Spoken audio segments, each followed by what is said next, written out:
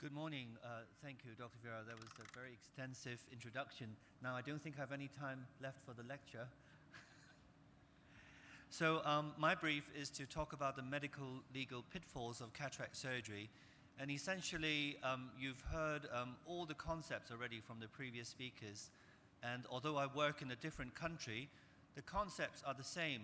And that is to try and provide really good care for our patients.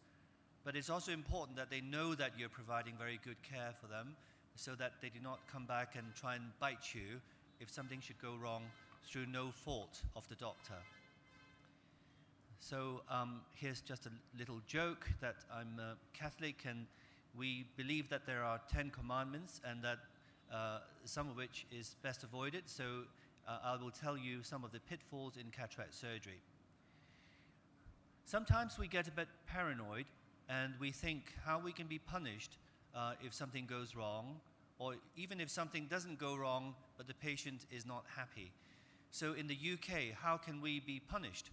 We can receive complaints, and when they land on our desk, we become very stressed. Patients can take legal action. Patients can take our case to the General Medical Council, which is equivalent to your National Medical Council, and we can be punished very badly if it's found to be our fault. Even our medical license to practice can be taken away. So I think the solution is really, it's important to keep good relationship with your patients, but also within your departments and within the profession, and say nothing bad about your colleagues when patients come for second opinions, and do not make gratuitous remarks. And also, as you have heard, maintain professional indemnity, have good insurance, so you're covered when things go wrong. In terms of professional indemnity in the United Kingdom, for the public hospitals in the NHS, there is Crown indemnity, so we don't really need to worry because patients will not be suing us directly, they will be suing the hospital. But for private practice, we have the Medico Protection Society, Medical Defence Union, and a new kid on the block, AIOC. And they provide a very good service, and I'm insured with them, and they are almost half the price as the established people. Actually, very few cases in the United Kingdom go to court, and a patient who feels they have been harmed or not looked after properly by a caring doctor can be quite determined to bite back. So just be careful that your patients understand that you really do care for them. And you heard that when a complaint or the notice comes, it can really drain you, and so you have to stay cool. This is not continuous curvilinear capsulorhexis, it's compassion, communication, and consent. You've heard all this before, and documentation is so important, otherwise it's their word against your word, and the court will usually believe their word because it's their unique experience, whereas we see thousands of patients and the court will say, well, you cannot possibly remember this particular case, but the patient's words will be believed. So documentation is so important. And as you've heard, the consent process is not the consent form. That is just one piece of paper. It starts from the moment of any publicity material that you have, your website if you have one, to your first consultation, through to surgery and afterwards. And you've heard all about discharge summary, records, etc., etc. So it's really important. And you have to dispel myths, because patients may have heard that cataract surgery is a small operation. It is a small operation of the body, but it's a really big operation for the eye. And it can go wrong, so I always tell my patients, 1 in 1,000 go blind, so they're prepared. And I say it very quickly, and they've heard it, and they don't really want to hear it, but they know they've heard it. So let's go through some of the pitfalls. I think refractive aim is really important in the UK and is a major source of dissatisfaction, and therefore must discuss and document refractive aim with patients. And generally speaking, the emmetrope and hyperope always aim for 0. Myope, beware, because they may want to stay myopic, so you have to ask them key questions. For the moderate myope, you ask them whether they prefer to retain the ability to read without glasses. And for the high myope, you ask them whether they prefer to retain the ability to examine something really close up, to look at the details. They might want to look at stamps, for example, or little bits of something.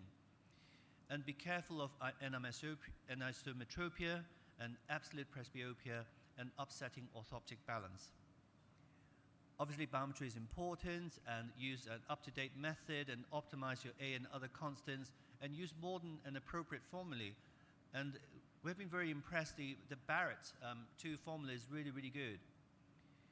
Now, loss of unaided near vision is important in young patients. You take away the accommodation once you put in the lens. So wait until the cataract is worse, and you have to explain, and consider multifocal implants or monovision. So one eye serves for distance and the other serves for near or intermediate. And also there are some nuclear cataracts in middle-aged people, and they still get 6/9 and N8 unaided. So leave them alone. Wait until they see less before operating on them.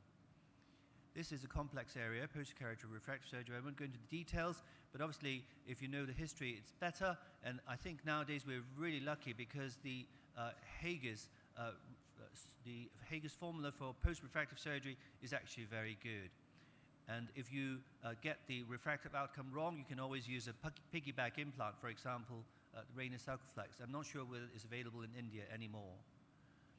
So let's have a look at some special cases of glaucoma, diabetic macular edema, and epiretinal membrane. I think with epiretinal membrane, let's just say here that I think a routine preoperative macular OCT is quite important because a mild membrane may be missed by clinical examination. And of course, they're much more prone to cystoid macular edema, so they do need to be stayed on non-steroidal anti-inflammatory and steroid for a much longer period. Let's have a look at glaucoma. The optic nerve head may already be heavily compromised, and patients have been known to go blind from peribulbar injections. So use topical or low-volume subtenons, and use a temporal wound so as not to disturb the superior conjunctiva, which you can use for trabeculectomy at a later date if necessary. And use dispersive rather than cohesive ophthalmic viscoelastic device because it causes much less pressure spike. And remove all the OVD as well, and use Diamox. Diabetic macular edema. So nowadays, I think if there's any macular edema which is detected by OCT, your medical retinal colleague would say, give an anti-VEGF injection at the end of surgery. Multifocal IOLs, I think you have to avoid for patients who always have, oh, can I ask another question? Can I ask another question? People with very particular personalities, engineers and night drivers.